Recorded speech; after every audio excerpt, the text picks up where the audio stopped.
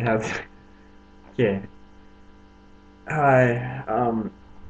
You know who I am, probably. Kyron King, katvolver. It's an alias, online alias. Well, it's like it's 3:37 a.m. in the morning here, west coast of British Columbia, and a friend of mine and me are pulling an all-nighter as to blitz our sleeping patterns back to normal for the school year. Anyways, I don't know. I guess I thought I'd do a rant or some shit about, you know, philosophy. I don't know, existentialism in particular. I don't know. I don't know. People see like reality is probably the stickiest of subjects in both modern as well as classical philosophy. Some would argue that it undeniably exists.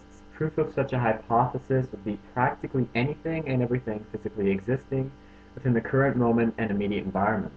Basically, like, I don't know, my hand. Can't really deny the existence of that because I can feel the joints, I can see it, I can taste it if I really want to. And I don't know. Sticky subject. And the strange thing is, such a hypothesis, as well as any proof that can be provided, is, in a sense, standing on incredibly thin ice if the counter-argument an individual taking the existentialist stance can make is one someone can take in with an open and unbiased mind.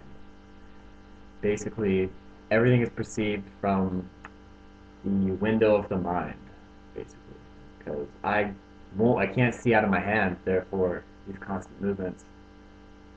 I don't have eyes on my fingers, so I can't, blink by doing this. I know, I'm weird. Point is, nothing is perceivable beyond the human mind. Point making, and my father was telling me of a professor he had once had while attending Simon Fraser University in Vancouver back in the 1980s, and he told me of a chat he once had with him concerning such questions involving existence and reality.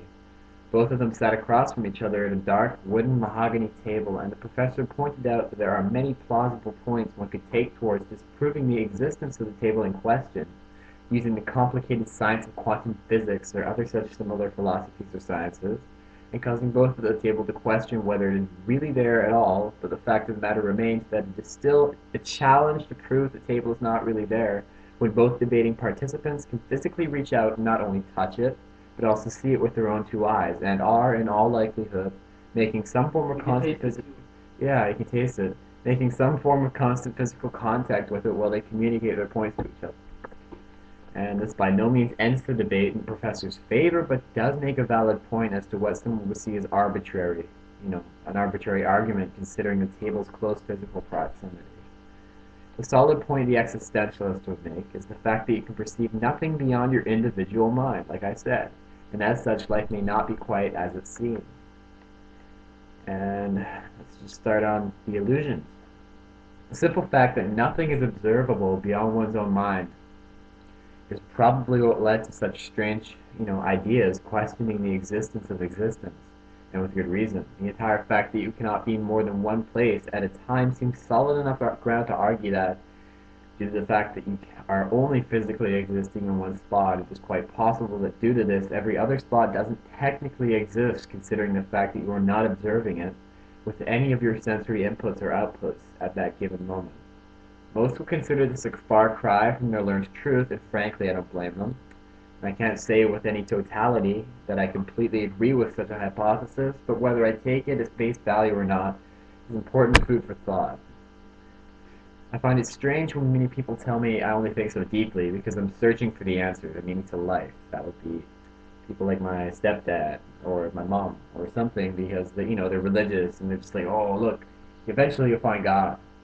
Like, you'll be like sitting there out of nowhere, big epiphany. But I don't know if it works that way. I really doubt it works that way. I think it was just one moment. I give up.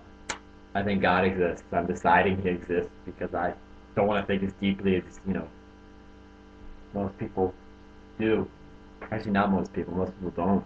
So like, it's pretty much a subjective existence of religion. It's the only reason it exists because people just license to kill deep thought. Now, basically, Yeah, sure, I'm searching for answers, but not any single answer that's going to give me closure on everything I've ever wondered, especially considering the fact that searching for answers to strange questions such as reality of reality is always going to lead to simply more questions and usually only temporary answers, or temporary in the big scheme of things.